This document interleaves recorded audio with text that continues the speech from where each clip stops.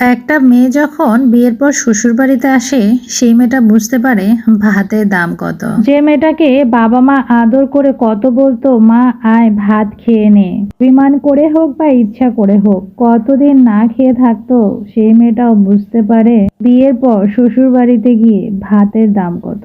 বোন, বিয়ের আগে বাবা মা খেতে ডাকছে আদর করে, সঙ্গে সঙ্গে খেয়ে নাও।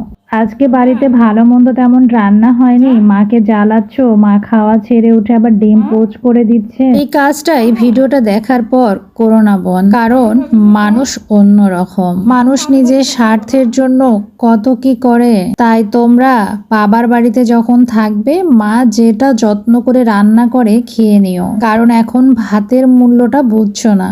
যখন তুমি বিয়ের পর শ্বশুর বাড়িতে যাবে দেখবে ছেলের বউয়ের জন্য ভাতের দাম শ্বশুর বাড়িতে কত। কিছু কিছু শ্বশুর বাড়ির লোক তো এমন আছে, আপনি খেতে বসেছেন, আপনাকে এমন একটা কথা বলেছে ওই প্লেটে আপনাকে কান্না করতে হচ্ছে।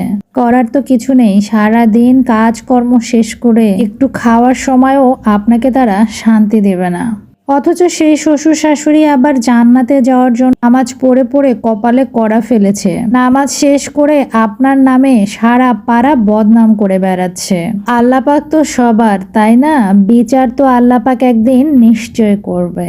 আজকে দেখেন আমি রান্না করেছিলাম ছোট মাছ দিয়ে আলু ভাজি। এই মাছটার নাম হচ্ছে ভেদাই মাছ। এই মাছটা যখন আমি কাটি তখন মনে হয়েছিল মাছটা রান্না করলে একটু মজা লাগবে না। সত্যি কথা বলতে মাছটা অনেক বেশি মজা। সাধারণত এই ধরনের মাছগুলো আমি খাই না, তবে আমার শ্বশুর বাড়ির এলাকায় এই মাছটা অনেকেই পছন্দ করে। ভেদাই মাছ নিয়ে একটা গল্প বলি। এই ভেদাই মাছটা আমার মনে হয় আমার শাশুড়ি যখন বেঁচে ছিলেন রান্না করতেন তেমন একটা আমি খাওয়া দেখতাম না, সব সময় তার মানে আমার শ্বশুরের প্লেটে দিতেন, কারণ আমার শ্বশুর এই মাছটা অনেক বেশি পছন্দ করতেন। হয়তোবা শাশুড়ির পছন্দ ছিল কিন্তু স্বামীর পছন্দের জন্য তাকে সব সময় এই মাছটা দিত।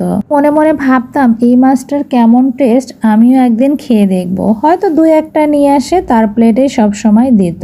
কোনো আমার শাশুড়িকেও খাওয়া দেখিনি বা আমিও বলার সাহস পাইনি যে আমার ওই মাছটার টেস্ট করার ইচ্ছা। দেখেন এত বছর পর আমাদের বাসার সামনে একটা ভ্যানে করে লোক এই মাছটা নিয়ে এসেছিল, দেখা মাত্রই কিনে নিয়েছি। সব থেকে বড় কথা, তাহলে আপনি ভাবেন আমি এই মাছটা খাওয়ার ইচ্ছা কত বছর পর্যন্ত মনে রেখেছি। তাই বলছি বিয়ের আগে জীবনের যত শখ আল্লাহ কাছে পূরণ করে নাও, বিয়ের পরে শখ কাকে বলে এটা জিনিস ভুলে যেতে হবে। তবে সবার কপাল এমনটা হয় না, কিছু কিছু মানুষের কপাল আবার ভালো হয়। ভালো হলে তো আলহামদুলিল্লাহ, আর যদি খারাপ হয় তাহলে জীবন একেবারে তেজপাতা। আর যদি স্বামীও হয় শ্বশুর বাড়ির লোকের মতো